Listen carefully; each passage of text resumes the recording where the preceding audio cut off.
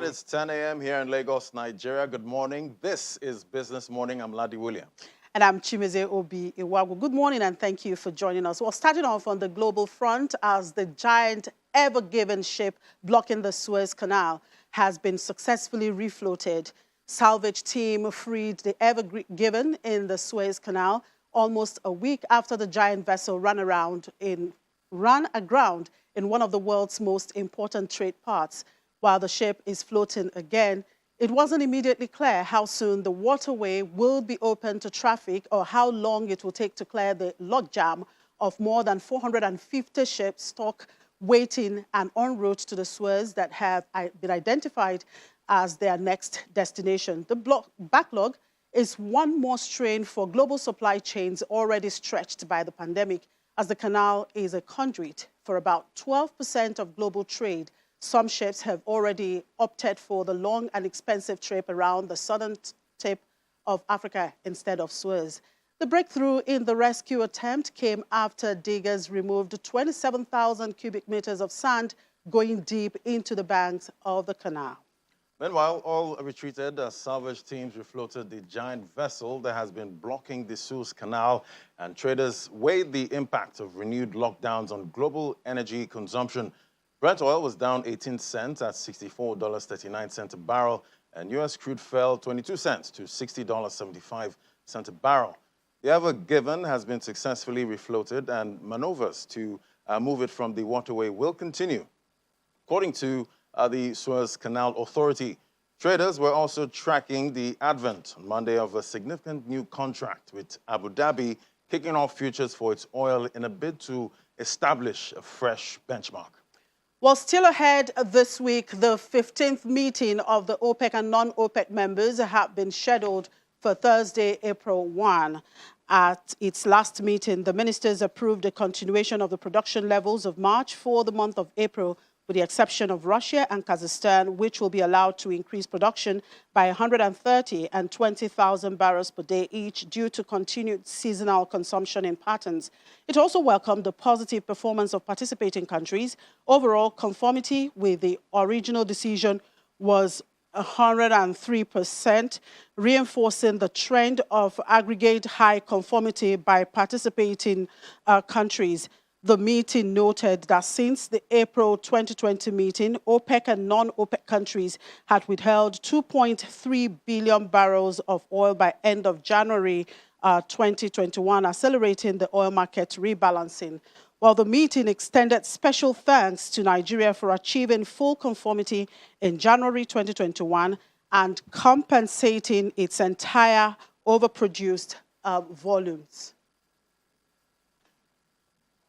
The Nigerian economy just recently came out of a recession, but it's compounded with the hydra-headed problems of very high inflation rate, which is currently at 17.33%, unbearable unemployment rate currently at 33.33%, and a building debt service burden.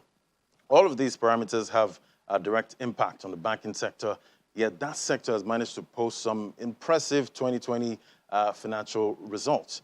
Join us to look at this is the Group Managing Director, AfriInvest West Africa, Ike Chioke. That's coming up next. You stay with us.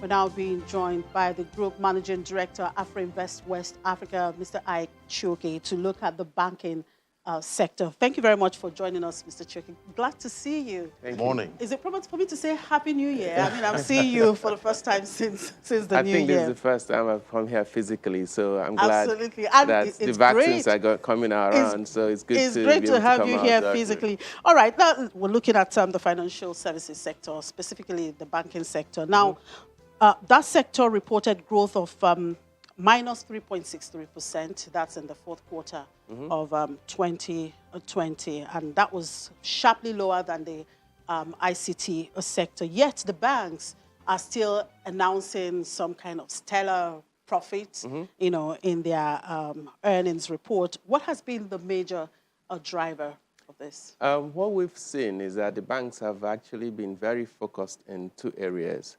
Reducing their cost of funds and also expanding more into the retail sector. So in terms of cost of funds, you know, remember that at a point last year, prior to middle of last year, banks had to pay a minimum of 30% of MPR on savings deposits. And with that level, then that sort of affected what else you pay to other kind of deposits in the bank. They got the CBN to allow them to pay only 10% of MPR. With MPR at 11%, 11.5%, that means they can only pay 1.15% on your deposit base. That reduction has actually created opportunity for banks. You see a bank like GT Bank, having reduced its cost of funds from 2.1% on average in 2019 to 1.2% in 2020.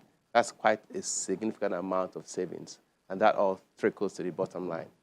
On the other side, they've also expanded risk assets, and you've seen a bank like UBA grow risk assets by 24%. That has then resulted in interest income growth of 5.4% on its balance sheet. So those twin factors of reducing cost of funds and expansion in retail risk assets has also helped. We saw the banking sector grow overall for the year about 13%. So notwithstanding the contraction, which was pandemic-induced, overall for the year, they actually grew positively. Okay, so banks and telcos had a strategic tussle recently regarding the USSD charge. Okay. And they actually finally agreed on 6 naira 95 kobo per transaction. Do you think that this resolution of this terminating charge will further compress the margins of banks, at a time of dwindling revenues and higher costs? What you saw there was, telcos have always billed the banks on a corporate basis, so for all the USSD charges their customers are incurring. But it was a blended cost previously. It used to be 4 naira 89 kobo, with the banks picking up part of the cost. And because it was a corporate billing, I think we saw the telcos, becoming a bit more careless and trying to lump more costs on the banks. So the bone of contention was to agree on what would be the fixed maximum charge, which is now 6 naira, I think 98 kobo, and it will be billed directly. So even though it's going to be billed to the banks, they will pay on a wholesale basis, but the amount will be exact, and they will transfer those charges direct to the customers and charge their bank accounts, not their airtime. But now that you've seen an increase in USSD charges, we anticipate there could be some reduction in those kind of transaction flows for banks, because these are customers at a very sensitive cost level. And so, but altogether, that has been somewhat resolved, and there's more clarity in those charges. And banks do not have to pay the actual extra 20% or pick up the 20% of the cost they used to. So it's still the customers that will bear. It's now the customers that will bear. So it's not going to have any impact on the bank, on the banks themselves. No, actually, it's been positive for them. Oh, okay. Yeah. Now, Fitch and S&P, of course, fear that Nigerian banks' risk assets, which are currently 30% in foreign currency-denominated assets, pose a major risk of an asset-liability mismatch, which could make them not only vulnerable to a squeeze in cross-border liability calls, but also could make them exposed to any adjustment in the value of the naira in the forex market. Therefore, the twin exposure and, of course, liquidity crunch could create a problem for Nigerian banks from foreign regulators. And I know that AfroInvest usually, you publish Nigerian banking annual reports. Looking at this report from Fitch and S&P, are you surprised, or do you agree that these risks are now elevated? They may look elevated on the surface, but I think, you work in an industry where once bitten, twice shy. And for many banks, having gone through the recent recession of 2016, they are not about to make the same mistakes. Many banks have learned to only advance foreign currency loans to companies or individuals or businesses that have foreign currency income to match. So there's always a matching. If your business does not generate foreign currency, they won't try to create any risk assets around it. It will be very, very isolated. So notwithstanding that 30% exposure of their risk assets to foreign currency, currencies, we don't see that the risks are elevated. On the contrary, what you also find is that in an environment of high inflation and high risk of devaluation, banks have also seen a large increase in foreign currency deposits. So they're actually struggling to balance the liabilities against the assets. And the intention is to keep on having a net positive position where there are more assets against the foreign currency liabilities. Because, The average Nigerian may well think, if I'm at risk of having, what was maybe 306,000 naira back last year, beginning of last year, if you use the CBN rate, was equivalent to $1,000. Today, if you use the CBN spot rate, well, official spot rate of 379, you have to bring 379,000 naira. I see what that has happened. Plus, you add inflation, like you mentioned, at 17%, that further eroding the value of naira. So quite a few Nigerians have begun to keep their deposits in Nigeria in dollars. So the banks are seeing swelling exposures in liabilities in dollar positions in their system. Likes of Zenith Bank, GT Bank, even FCMB have a net positive position. So they have to keep on trying to find risk assets so long as they can match those assets to companies that have income in dollars. As it turns out, the oil price has begun to trend upwards, currently at around $64. So that's even positive because quite a lot of those risk assets are going to the oil and gas sector. But can we really depend on the oil market or the oil price considering the volatility? Yeah, well, that's true. But remember, when the oil prices declined steeply in 2020, that was because of the massive lockdown effect. Global supply chain systems are completely disrupted. Businesses shut down. Some livelihoods were completely eradicated. Now, with the vaccine rollout going on with good momentum, and you can then see that some economies are reopening. Nigeria is, we are reopening quite well. I'm here physically, so you can see things are happening. So I drove my car. Yeah. So all that consumption is, fueling, the support in the oil price. And of course, OPEC Plus have been very disciplined in trying to, curtail production levels so that it makes sure that this oil price trajectory continues to be in the positive direction. All right, looking at the risks here, what risk mitigants would you recommend at this point? I think you can always say that you need to keep on diversifying your loan portfolio and not try and concentrate it all in one area. I mean, oil and gas sector is still disproportionately taking a large chunk of the risk asset creation in the banks at 25%. Compared to contributing only about 10% of the GDP of the economy. But what banks are doing now is also looking at the retail sector. But it's difficult. Again, it's always a balancing act when you have a contractionary economy. We just suffered a 1.9% economic contraction in 2020. Yes, we've come out now. There's positive momentum with the 0.11% growth in GDP in Q4 2020, but that's still not quite enough. So diversification is important, but the key thing is really focusing down on each individual risk asset and to be sure you understand the inherent risks in there. Yeah. Now, recently, the central bank reported a slight increase of about 0.1% in the non-performing loan levels of Nigerian banks to about 6.1%, but quickly, reassured the investing public that Nigerian banks are safe and sound. And then we noticed that the central bank, was remarkably silent about the capital adequacy ratio of the industry, especially after withstanding this recession. So the question is now, should we really be raising some kind of eyebrow there? No, I think I agree with the central bank's position. This 6.1%, is a 0.1% increase. Yes, at 6% of non-performing loans is above the industry average, the regulatory threshold of 5%. But we are not at the 12.9% height of 2016. What has happened is that in 2020, CBN was much more, I would say, aggressive and forward-thinking in coming with a basket of monetary measures. And there are also some fiscal palliatives that were introduced. All of that had kind of cushioned the negative impact of COVID-19 on the economy to the effect that the banks who are actually the first ones to feel the effect have been able to sort of withstand the impact a bit more. And we can see with the oil price trajectory, there's more capacity even to support those fiscal and monetary policy measures they've introduced, those stimulus package. And that's why we see coming out of this now, having just gone up 0.1% above the 6% that we're at, we don't expect really any more difficulty. We expect that we are really on the path of recovery going forward. Yeah. Okay, the bankers have complained that the frequent CRR debit has been impacting on their ability to plan and also increase lending. And some also believe this is another move to curtail demand for FX. What's your view on that? Well, if you think about it, today with the MPC just having released their results last week, maintaining liquidity ratio at 27.5%. So for any bank, the starting point is got 27.5% of deposits are neutralized.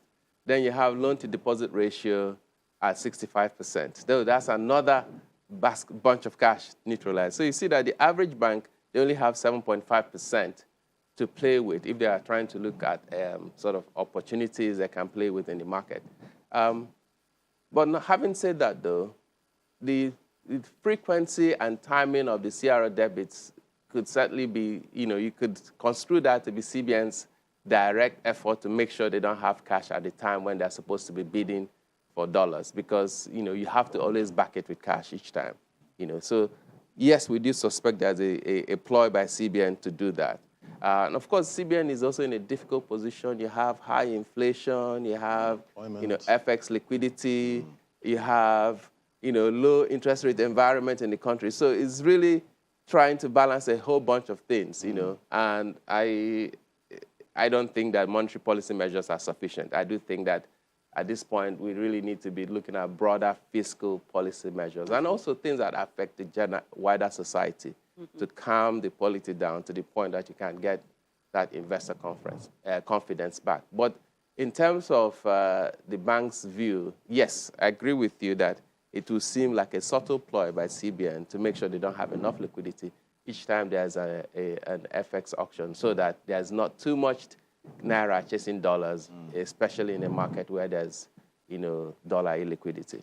Yeah. All right, a quick one before we let you go, Mr. Choke. I'm sure you're preparing your banking sector report for this year. When should we expect it, and what should we be looking at? No, we would have to go further in because the banks are just announcing earnings, so we need to get all the earnings season's results in. So we can't really start publishing until we're sort of right in the middle of the year.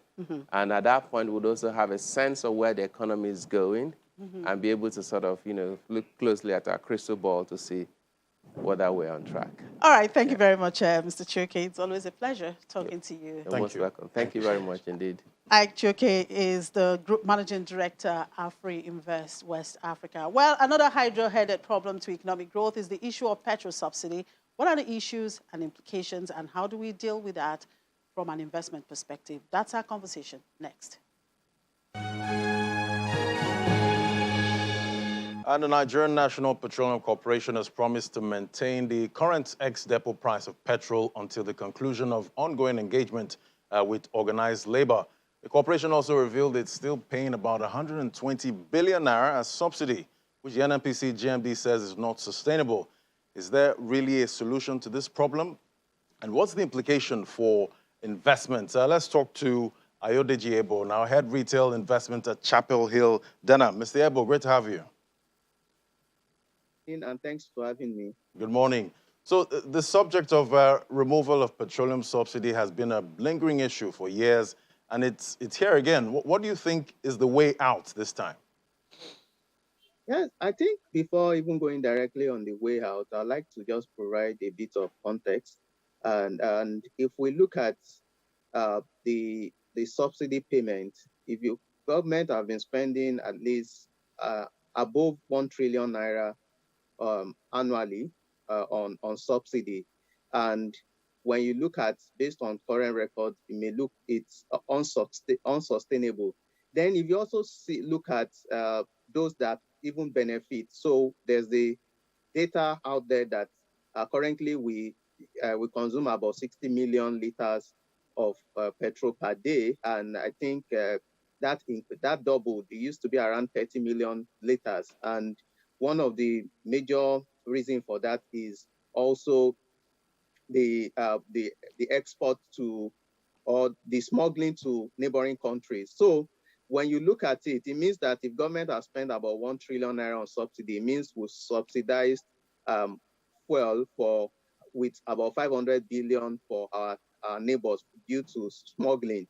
So it's really a very tough one. So when you look at how sustainable it is. I think that the major issue here is this is coming at a time when things are really very difficult. Inflation rate is around 17.33% as of February.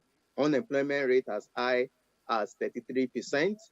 And you look at the direct impact of what increase in fuel prices, what it has on commodity prices, energy costs. Most SMEs provide their energy through the use of generators. You also look at transportation costs. So it has significant impact such that inflation will move significantly and Nigerians become more miserable. So I think if coming to what the way out would be is that government may in their engagement is government should try to be able to paint a scenario where the savings from the subsidy would be channeled into more productive areas that would be like I won't say palliatives, but areas where even the masses will feel most of the impact.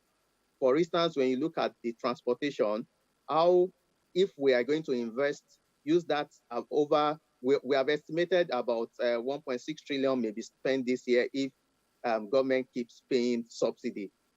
What can we do if we channel that? How can that reduce the cost of transportation if we channel that into rail? So when Nigerians and also the major stakeholders begin to see that there's a deliberate effort in terms of what the savings would be and what the long-term impact and the implication would be on their welfare, then the resistance would also be lower. But it's really a tough call, especially for Nigerians that were just trying to also survive within the economy. Now, based on the rise in crude oil prices, do you think the federal government can actually survive the continuous payment of subsidy? Thank you. Very valid question. So when you look at the budget, you look at the estimated revenue at 7.9 trillion naira. And out of that, close to about 3 to 4 trillion has been estimated to be derived from independent sources, MDAs. Yes, government is trying to ramp up how they can reduce leakages and increase collection from that space. But when you look at past performance, it's always been around 50% or lower. So, and when you look at the budget deficit, which is also around 5.6 trillion, based on a 13 trillion naira budget. So it's very obvious that there is really no allowance for government to get this fund. So it's the only option is to increase. So when you have the budget deficit of about 5.6, it means deficit will go into close to 7 to 8 trillion because we are not also very confident that the total 7.9 trillion naira targeted revenue for 2021 would be met. It's also susceptible to a lot of variables. So it's really very obvious that it is unsustainable. The payment of subsidy is unsustainable, but it's a chicken and egg situation. It's also very difficult for Nigerians to bear the full price. So when you look at current, if you do an estimate, even at 60 naira, $60 per barrel, it will be estimated to around 230 naira per liter. If it moves to about $80 per barrel, then it moves to close to 260 based on our estimate. So which is also very unbearable. So I think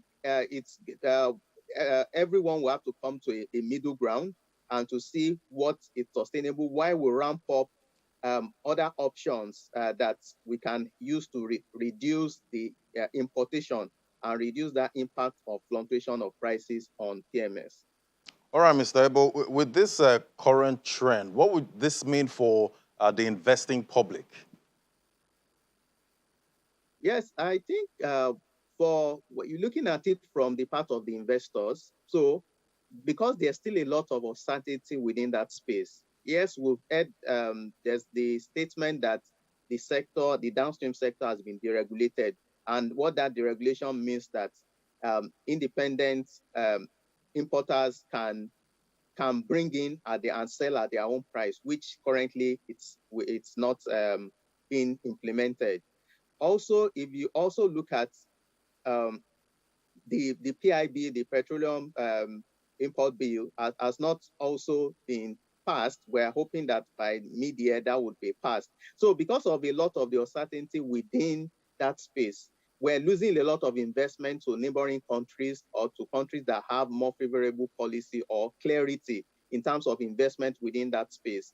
There's the Dangote refinery that we are hoping that within the next 1-2 years, that will also take off to reduce that importation, and that would also reduce the smuggling and also support the effects, because once demand when demand for importation of fuel is also a major demand that impacts on the supply of FX. So we believe that there needs to be more clarity so that we can attract investment. And when we're able to attract investment, we'll be able to generate jobs. And even for the government, the tax royalties that they also get also increase, and will be able to support their non-oil sector revenue.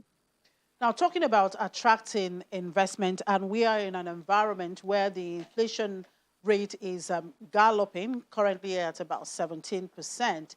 And then for this PMS, it's currently estimated that it may reach up to 234 naira per litre. That is if the subsidy is eventually removed.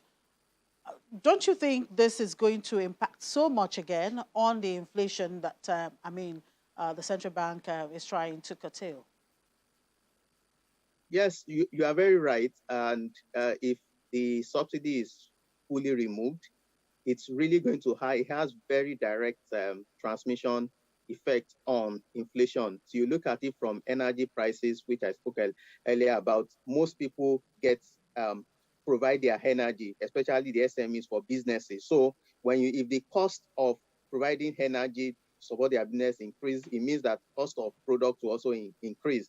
Transportation costs, despite a lot of the bottlenecks that it takes in terms of transporting from one region to the other, by the time you also had the fuel price, that would also increase. So we would see that would have significant impact on purchasing power. So when you see inflation, it's not impossible for inflation to cross over 20% if we see that significant withdrawal. And that is really going to be telling on the average Nigerian. So it's what can government do to reduce this impact? It's this is reality, it's here, but what can be done within the short to medium term to reduce the impact on businesses, on SMEs? If it's to also provide more intervention funds, and that would help reduce, will help cover a bit of that cost that most of the businesses would have to bear with, and would reduce that transmission to the customers, because that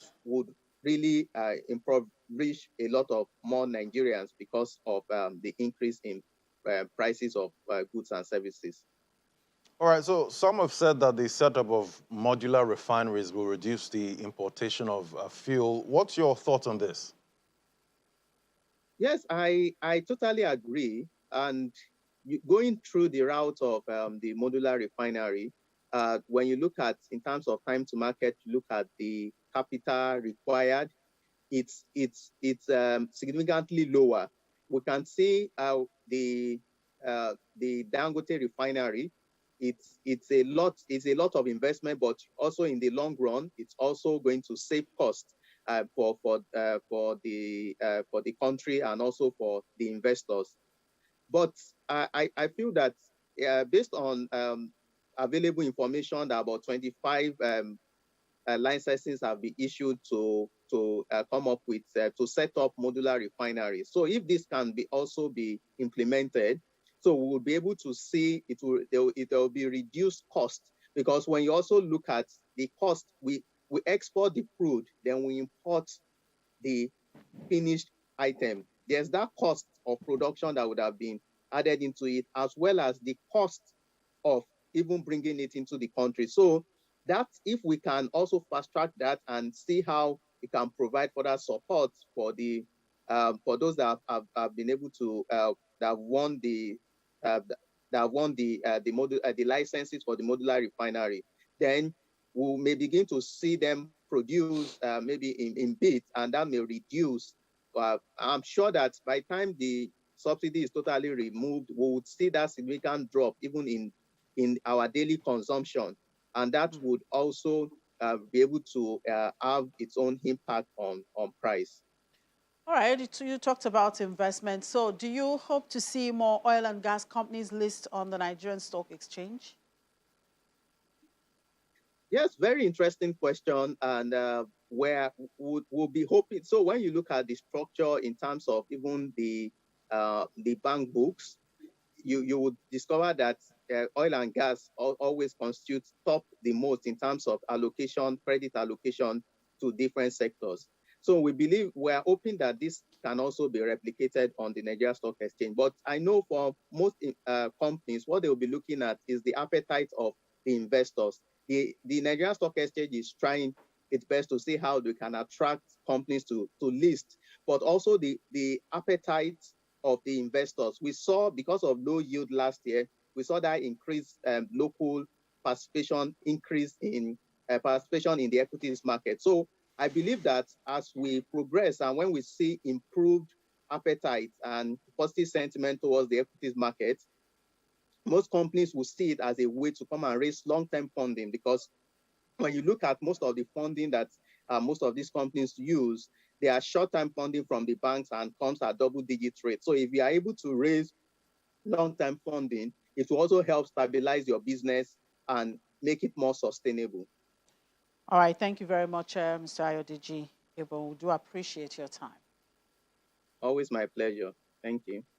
Okay, let's look at the markets now. Well, Eddie, the equities market ended last week positive. Well, this is the last trading week for the month of March, and of course, for the quarter. Are we hoping to see more positive outcome there?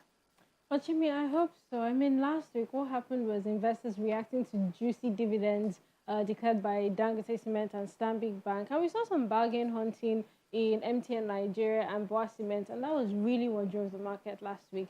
The earnings season is coming to an end, so I don't know what, except there's any major catalyst from the macroeconomic space this week. I really do not know what's going to happen. If not, we're going to see investors take profit, on what they had last week. But to give more answers to your question is David Adonri, a stockbroker at HighCap Securities. Good morning, Mr. Adonri. Thank you for joining us on the program. Thank you. Good morning. Always a pleasure being with you. So the 6-week losing streak at the market ended last week, and that was largely due to impressive earnings. As we're not really expecting more earnings coming to the market, what is your outlook for the week?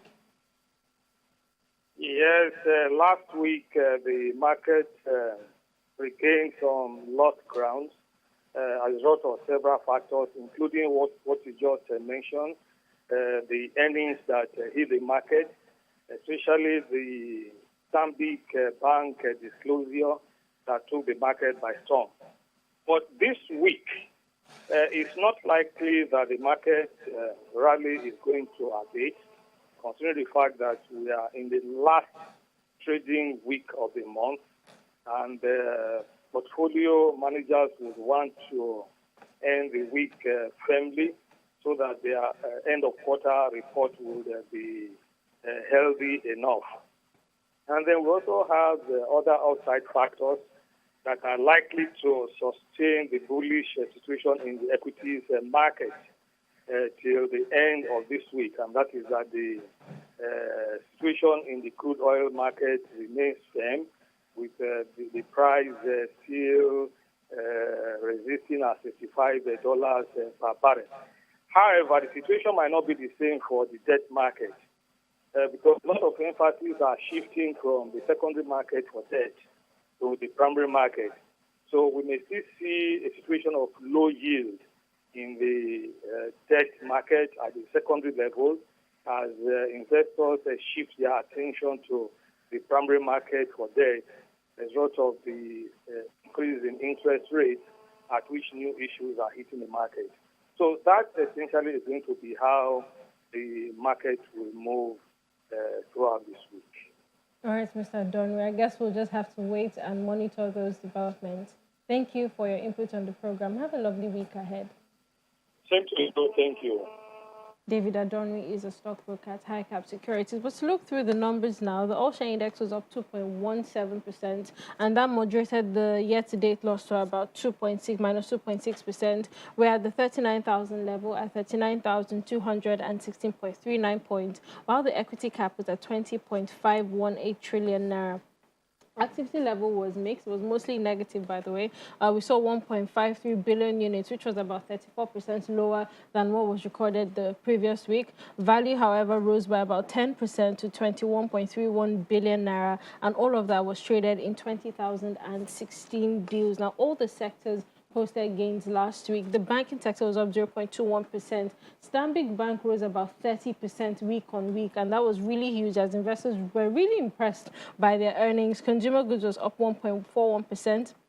Industrial goods was up 2.94%, and that was due to gains from Boa Cement and Dangote Cement. Insurance was up 0.94%, while oil and gas gained 0.69%. At the unlisted securities market, we also saw gains in that market as the NSI was up 0.47% week on week to 725.91 points, while the market cap was at 515.99 billion naira. We saw about 2.77 million units traded that week, worth 449.95 million naira, and all of that was in 36 deals. The bond market was bearish last week as we saw investors anticipate higher yields at the bond auction. We saw yields rise by about 32 basis points. We saw increases at the mid, short, and long end of the curve. However, on Friday, there were 85 deals worth 52.81 billion naira in that counter. In the Nigerian Treasury bills market, it was also bearish as we saw yields rise in that space. However, this week, we're expecting investors to pay attention to the primary market auction, which will be holding on Wednesday. And so we're likely to see quiet sentiment in that market. The CBN special bills market, we had 3 deals on Friday. At the OMO market, we had 48 deals worth 304.05 billion naira. Well, Chimi, we'll just keep our eyes focused on the market. A lot of, just like Mr. Adonri said, also research analysts also expecting quiet trading in the treasury bills market, particularly as, you know, they'll be paying attention to the primary market auction while they're expecting yields to continue to rise in the bond market. So I guess we'll just have to wait and see what happens and hope for some positive catalyst from the macroeconomic space to help boost sentiment in the equities market. Well, Mr. Adonri said it. I mean, he's quite optimistic that this week is going to see some kind of positive trend in the equities market. Well, you never can tell. This market is kind of a lot of volatility, you know, in the market. So we continue to track it as it comes and hoping for the best. All right, when we come back, we do our morning calls to London.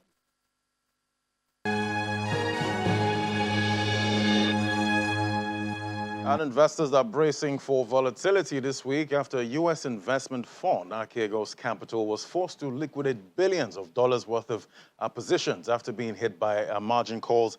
Archegos moves are triggering wild volatility in parts of the market and warning from Japanese bank Nomura and Switzerland's Credit Suisse this morning that they will suffer losses as a result.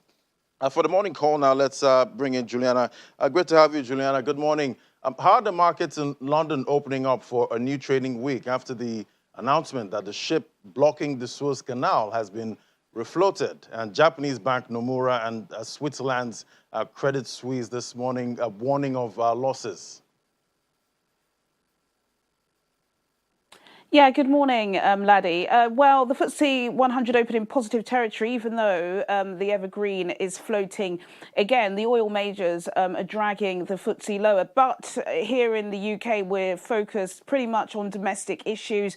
And that's because the second phase of the reopening of the British economy has started today. So from today, you can meet with another household or you can gather in a group of 6. This is very welcome news. There had been a lot of fears that perhaps Boris Johnson's roadmap out of lockdown could have been halted because of the vaccine spat and the fact that we've had delays from India of the AstraZeneca vaccine. But the roadmap out of lockdown is still ongoing. That pushed the FTSE 100 and the domestically focused FTSE 250 up much higher today. And all is braced for the reopening of non-essential retail on the 12th of April.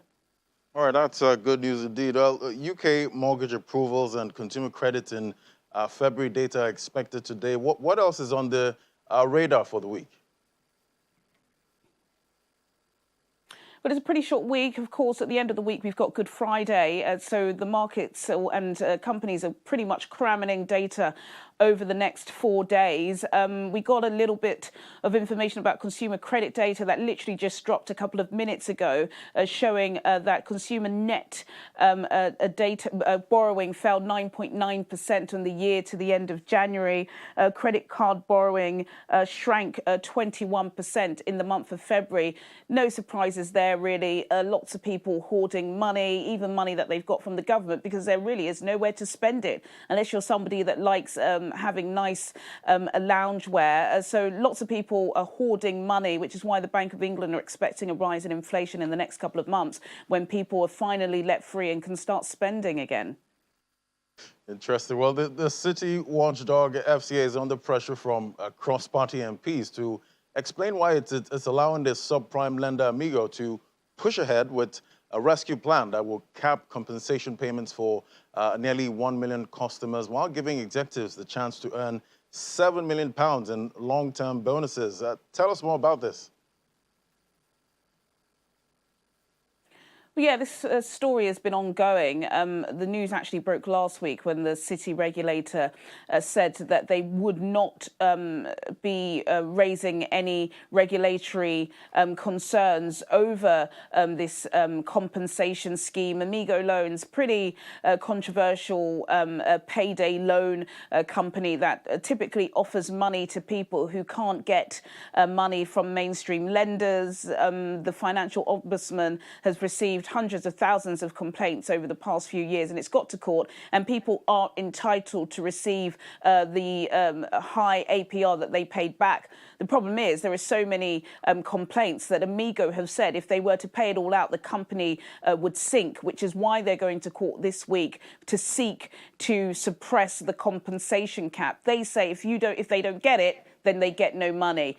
The problem with this is, because it's a FTSE 250 listed company, if they are successful in court, shares go up and bosses get a payout. So not great. It's pretty much a lose-lose situation for customers in this instance. Okay. All right, Janelle, we'll keep tracking that. Thank you for the update. Always great to talk to you. All right, let's take a peep into the crypto market now with Ini. Hello, Ini. How's it going there? Hey, laddie. Well, how strange to be standing here I know, and you right? sitting there. Change is the only constant thing in life, Exactly. I see. Hopefully, we can see Bitcoin stay above 60,000 at some point. Yes. We're told that it's gone beyond the resistance level. So hopefully, it should be getting to about 65, according to analysts. But we'll hear that. We'll talk about that, in just a little bit. But meanwhile, market cap is $1.76 trillion, down 0.11%. The 24-hour volume, $101.92 billion, down again, minus 7.77%. Dominance, Bitcoin dominance went down by 0.32. But Solomon Amunde, crypto trader, is here to tell us more about crypto. Solomon, good morning. Good morning. Yes, so we hear that Bitcoin has gone beyond the resistance level. Yeah, exactly. So the correction is over? Yeah, for now the correction is over. We need to see a new high before we can correct again. We've been battling with 56,000 for over a week now, and this morning we've been able to cross 56,000 and we're above 57,000. So all we need now is a rally towards 65,000 and we might expect a brief correction afterwards. So this would be a good time to buy or to sell? Actually, this is not a good time to buy. The time to buy was last week when it dropped to 51,000. That was the best time to buy. Right now, it's just for traders that are trading futures. You can just easily long, or for those trading options, this is like the best time to get into a put contract, actually. So we see that the dominance went down by 0.32%. With this change in price and breaking the resistance level, do you see, a new price before the end of the week? what I see happening this week is alts. I see the alts making about 10 to 25% increase in terms of profits. That's what I expect. Bitcoin would maintain $57,000 and $61,000 this week, while alts will be able to rally to 25% profits. So it's a week for the alts, if you ask me. All right, thank you, Solomon, for joining us this morning.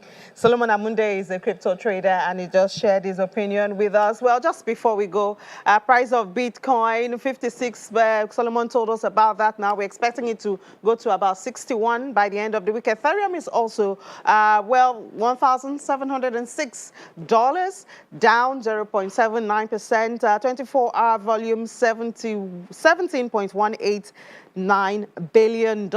The alts, some of the alts are doing well. BNB went down, but ADA, DOT, and XRP were up. Top gainers, one Maina, and then we have the Reds, the top losers. Ladi, that's the market for now. Yeah, not looking bad. Talking about the Bitcoin now, presently, I think it has even gone as much as 58K. 58. Oh, while you were so talking, Solomon that is right. moved. Yeah, Yes, we should have up to moved 61 before the end of perhaps before the end of today, we might just possibly might see 60K. Who knows? 60K. And then last week, Ladi, you were talking about ZRX. Yeah, ZRX. That's one of the ones, yeah. Absolutely. It hasn't really moved at all. Should we be looking at that We should. now? We should I'll be looking at the altcoins. I mean, considering what Solomon has said about the alts, so we should look at the ZRX. Yeah, we should be looking at alts this week. Fingers crossed. All right, that's it on the program. Thank you for watching. I'm Chimeze Obi Iwagu. And I'm Ladi Williams. Thank you for watching.